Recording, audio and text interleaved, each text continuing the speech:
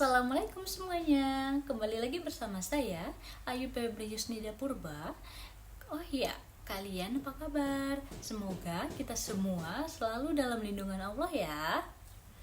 Kali ini saya akan menjelaskan tentang HACCP atau Hazard Analysis Critical Point, yang artinya analisis bahaya dan pengendalian titik kritis. Perlu kita ketahui, HACCP itu ialah suatu sistem jaminan mutu yang mendasarkan kepada kesadaran atau penghayatan bahwa bahaya dapat timbul pada berbagai titik atau tahap produksi tertentu, tetapi dapat dilakukan pengendalian untuk mengontrol bahaya-bahaya tersebut.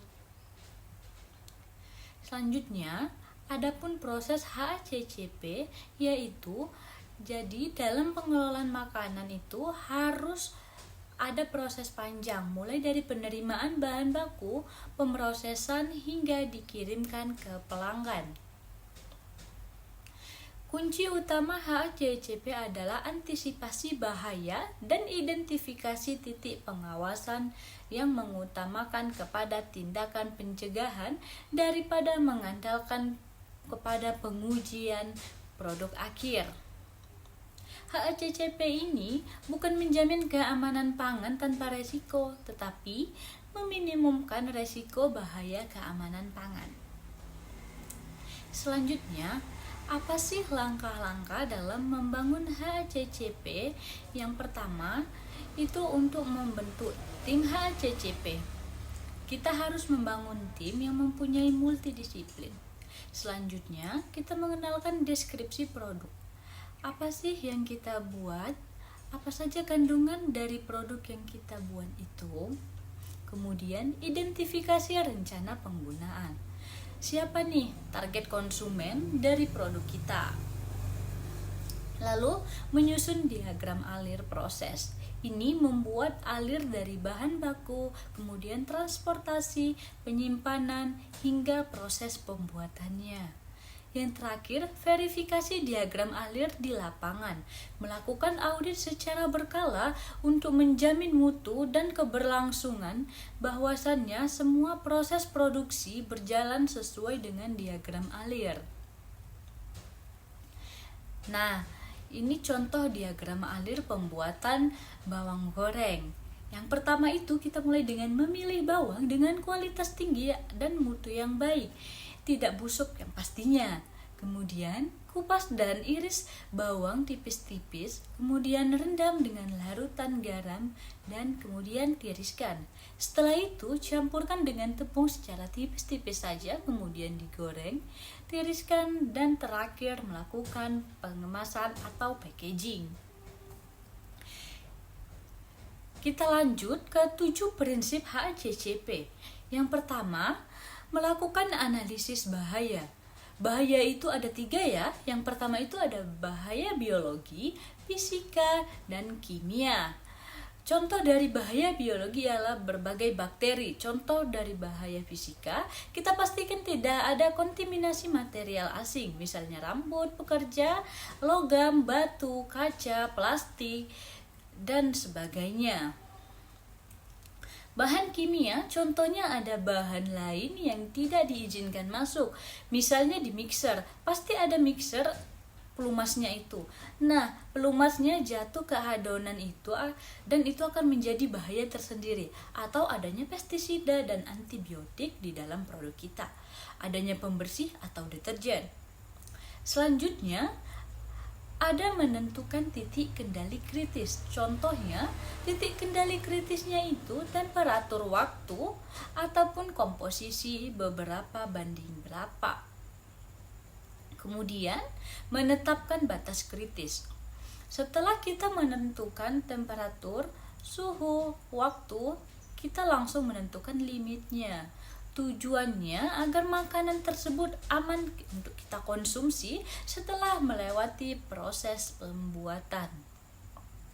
Kemudian, menetapkan sistem pemantauan atau monitoring. Di sini ada orang yang memantau kegiatan dengan menceklis apa saja yang sudah dipantau dan yang sudah sesuai dengan standar yang ada. Kemudian Kegiatan pemantauan ini dilakukan secara terus-menerus. Yang kelima itu ada menetapkan tindakan koreksi. Misal dari pemantauan tadi, ternyata kita jumpai ada yang tidak sesuai dengan standar, maka kita berikan arahan yang benar dan sesuai dengan standar pengerjaannya. Dan kita pastikan apakah bisa dipulihkan ini atau tidak. Kemudian mereka akan menentukan bagaimana cara mengatasinya. Sebaliknya, jika produk yang kita pantau memang memenuhi HACCP, selanjutnya masuk ke penetapan prosedur verifikasi. Verifikasi ini menetapkan untuk memutuskan apakah implementasi HACCP tersebut sudah memadai atau belum. Jika ternyata sudah dan tidak ada masalah lagi, maka tinggal masuk ke prinsip terakhir, yaitu menetapkan dokumentasi atau catatan. Catatan itu catatan apa sih? Catatan hasil dari pemantauan yang dilakukan di prinsip keempat tadi. Tetapi sebelum disimpan, pastikan siapa yang bertanggung jawab atas catatan tersebut, kapan catatan tersebut disimpan, dan lokasi tempat penyimpanan tersebut dilakukan di mana. Selanjutnya, kita akan membahas praktik HACCP di lokasi praktik kerja. Yang pertama ada mengetahui CCP. Saat kita bekerja nanti, kita harus mengetahui bagian tempat kita bekerja. Misal, terdapat kelainan atau kesalahan selama bekerja, maka kita itu harus segera lapor ke atasan kita seperti manajer. Biar nggak bingung nih, langsung aja kita kasih contoh yuk. Misalnya, kamu ini bekerja di bagian sterilisasi pemanasan makanan dan detektor logam sinar X. Untuk steril makanan, maka CCP-nya adalah untuk mengurangi mikroorganisme dalam makanan. Nantinya, proses ini akan menjamin tanggal kadaluarsa produk kita. Kemudian, untuk bagian detektor logam sinar X, maka CCP-nya bisa dengan memantau benda asing yang berbahaya, misalnya logam dan plastik. Selanjutnya, untuk praktik HACCP di tempat kerja yang kedua, ada pengetahuan standar critical limit. Contohnya, untuk bagian sterilisasi pemanas makanan, maka critical limitnya bisa memanaskan selama 5 menit dengan suhu antara 80-90 Celcius saja. Sedangkan untuk bagian detektor logam, maka critical limitnya bisa dengan mengatur sensitivitas detektor tersebut seberapa kecil atau besarnya ukuran besi yang dapat dideteksi dan dapat dihilangkan. Tapi ingat nih, hanya contoh pengaturan CL nantinya akan ditentukan oleh perusahaan masing-masing dan mengikuti hukum yang berlaku. Lanjut dengan praktik HACCP di lokasi kerja yang ketiga, yaitu pemantauan CCP. Pemantauan ini harus memenuhi 4 syarat, yaitu siapa yang memeriksanya, apa yang diperiksa, seberapa sering, dan bagaimana cara pemeriksaan tersebut dilakukan. Kemudian, untuk praktik HACCP di lokasi kerja yang terakhir adalah mencatat dan menyimpan hasil pemantauan.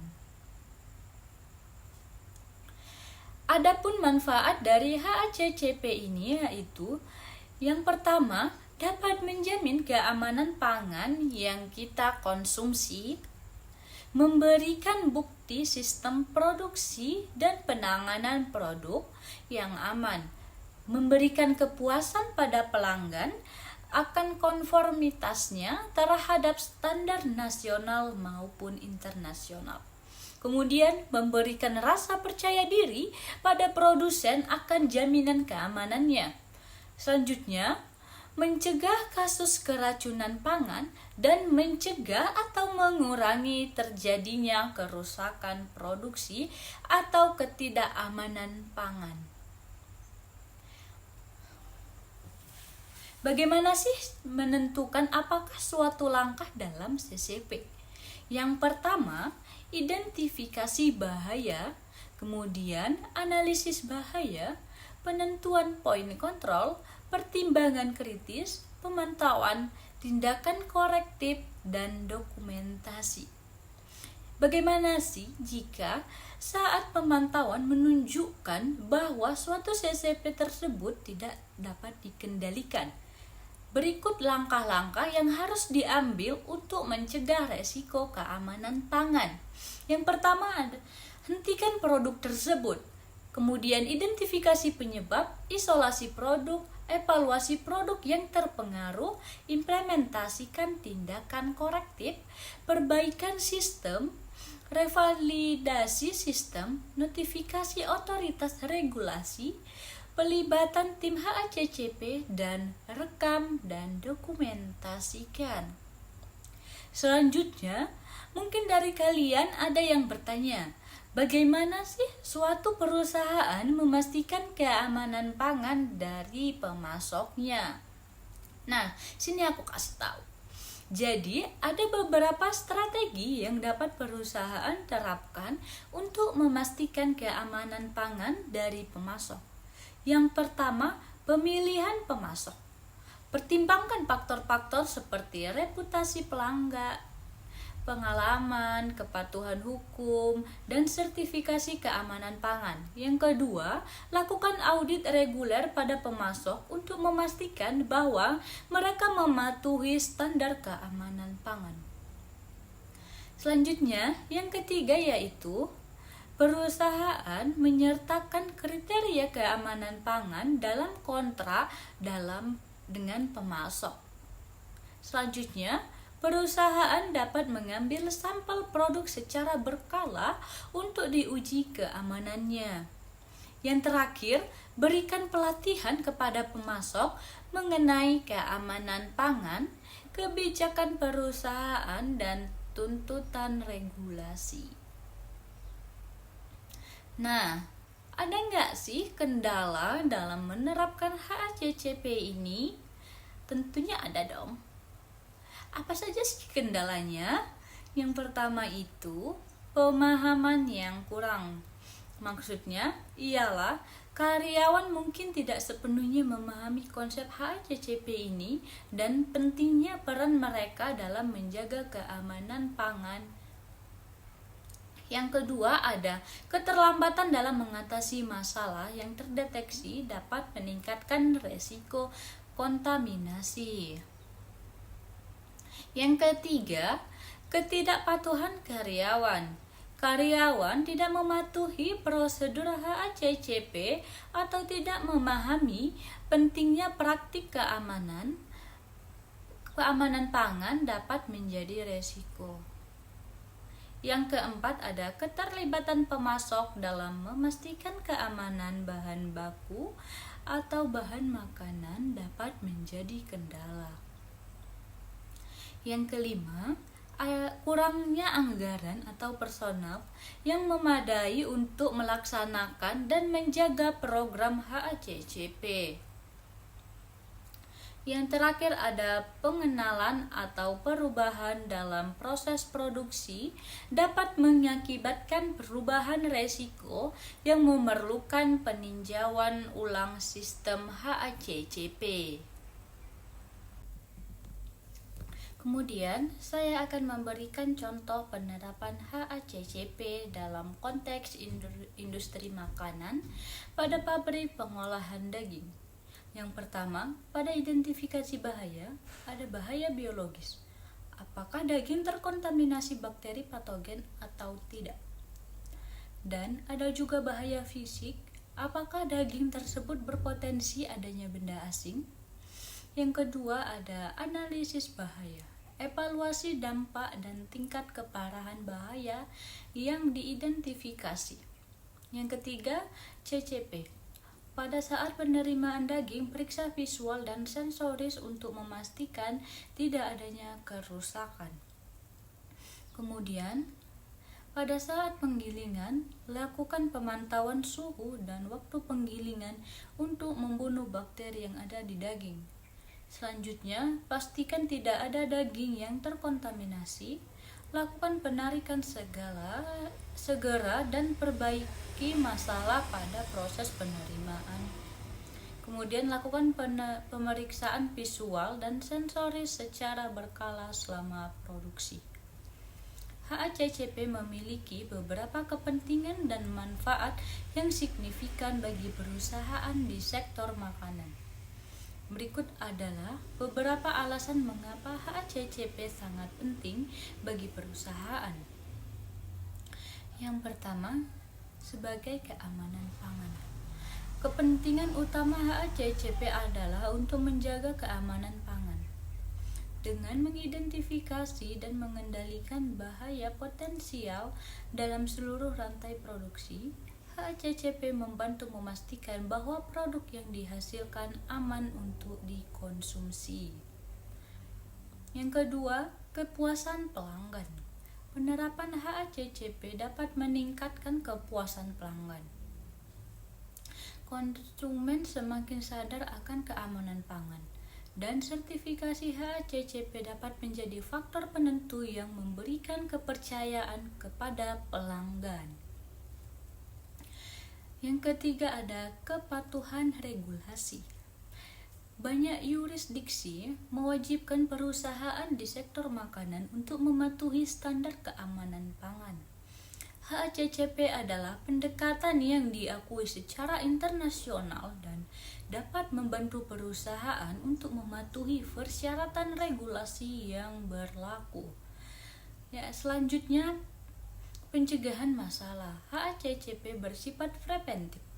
Dengan mengidentifikasi bahaya dan mengendalikannya pada titik-titik kritis dalam proses produksi, perusahaan dapat mencegah masalah keamanan pangan sejak dini, menghindari biaya dan kerugian reputasi yang dapat timbul akibat suatu insiden.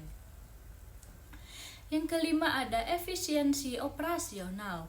HACCP dapat menerapkan efisiensi operasional dengan mengoptimalkan proses produksi. Identifikasi dan pengendalian bahaya memungkinkan perusahaan untuk fokus pada langkah-langkah yang paling penting dalam menjaga keamanan pangan. Kemudian yang keenam, meningkatkan kualitas produk. Implementasi HACCP dapat membantu meningkatkan kualitas produk dengan meminimalkan resiko kontaminasi atau cacat. Perusahaan dapat menghasilkan produk yang lebih konsisten dan berkualitas tinggi.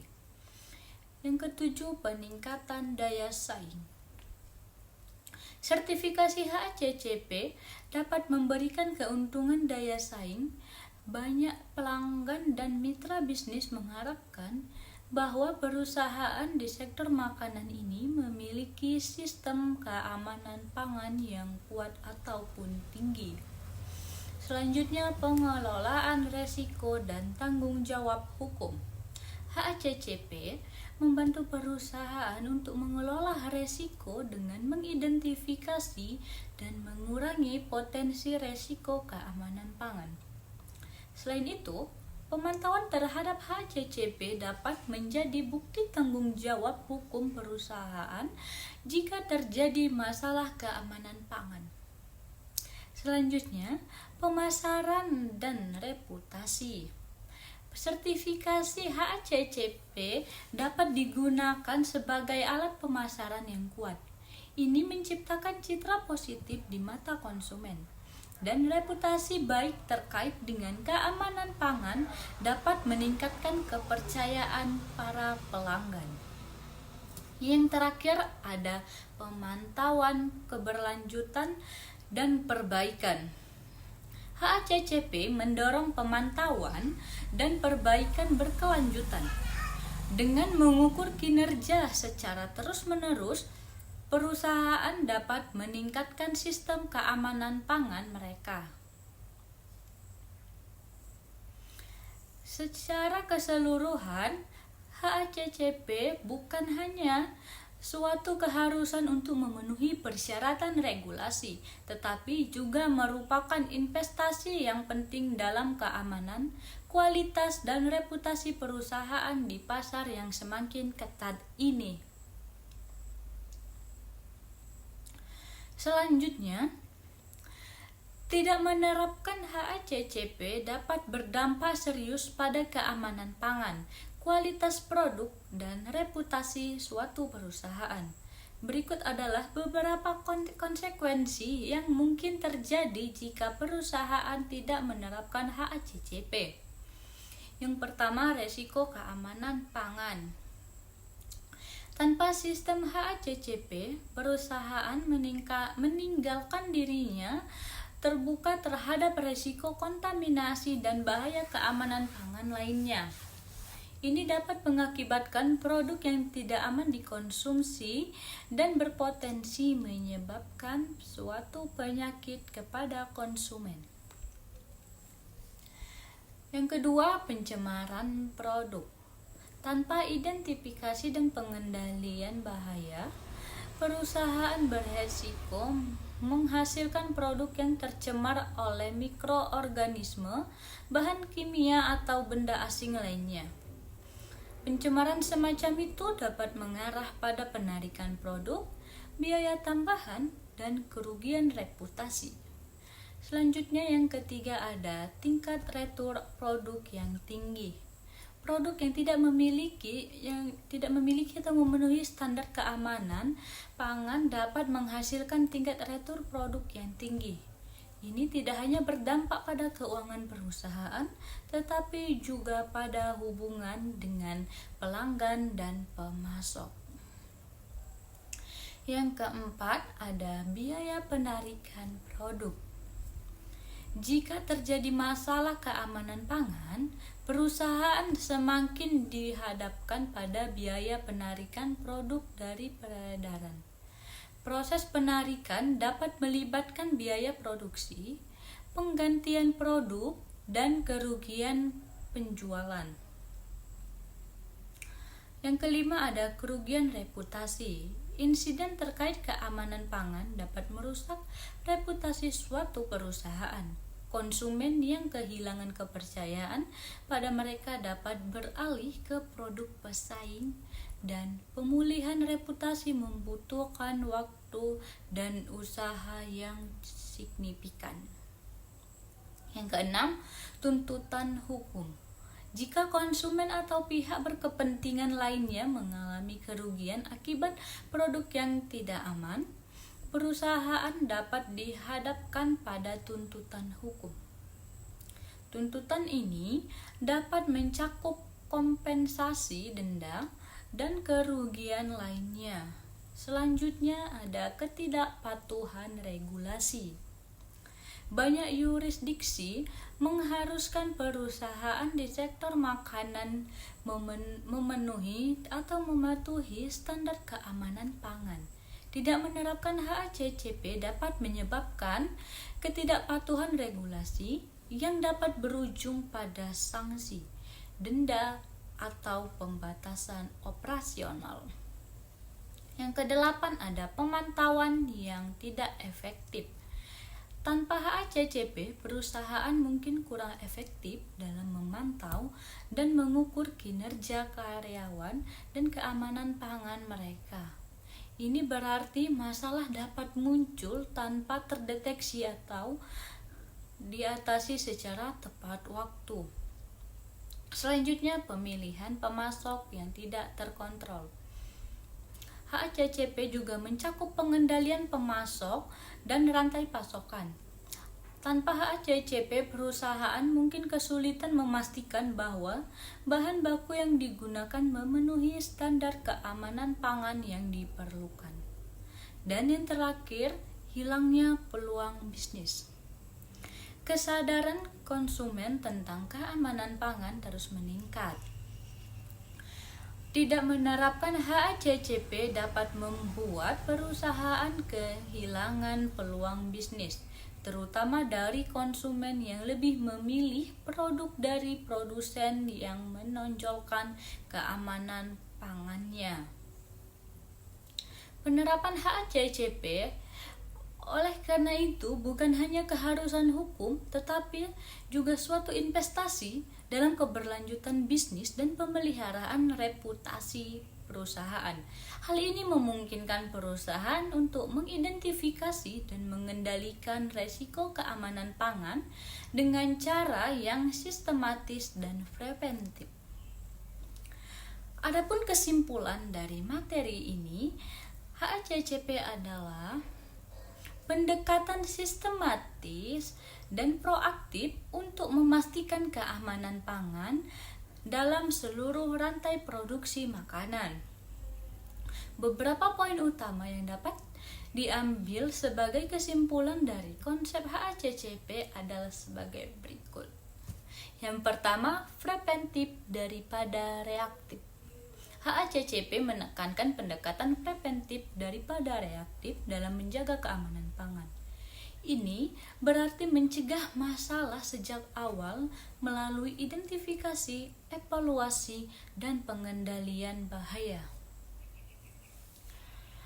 Yang kedua ada fokus pada poin kontrol kritis. CCP adalah langkah-langkah kritis dalam proses produksi di mana kontrol harus diterapkan untuk mencegah, menghilangkan, atau mengurangi bahaya. Pemantauan dan pengendalian di CCP sangat penting. Yang ketiga ada resiko dan bahaya. HACCP mengenali dan menilai resiko dan bahaya potensial, termasuk bahaya biologis, kimia, dan fisik. Identifikasi ini menjadi dasar untuk mengembangkan kontrol yang sesuai. Yang keempat ada prinsip HACCP. 7 prinsip HACCP menyediakan panduan sistematis untuk mengimplementasikan pendekatan HACCP. Dari identifikasi bahaya hingga penerapan tindakan korektif, setiap prinsip memainkan peran penting dalam menjaga keamanan pangannya. Selanjutnya, partisipasi dan pelibatan karyawan. Keberhasilan implementasi HACCP memerlukan partisipasi dan pelibatan penuh karyawan di semua tingkatan organisasi. Setiap individu memiliki tanggung jawab terhadap keamanan pangan. Yang keenam, pemantauan dan revalidasi terus-menerus. HACCP mendorong pemantauan dan revalidasi terus-menerus. Proses ini memastikan bahwa sistem tetap efektif, mengikuti perubahan dalam proses produksi, dan mempertahankan keamanan pangan. Selanjutnya, keterlibatan pemasok dan kemitraan. Kerjasama dengan pemasok dan pihak terkait lainnya menjadi bagian integral dari HACCP. Hubungan kemitraan yang kuat membantu menjaga keamanan pangan dari sumber bahan baku hingga produk akhir. Yang kedelapan, kepatuhan dan dokumentasi. Kepatuhan terhadap prosedur HACCP dan dokumentasi yang cermat adalah kunci dalam menjaga integritas sistem. Rekam dokumentasi memberikan dasar untuk pemantauan, revalidasi, dan audit.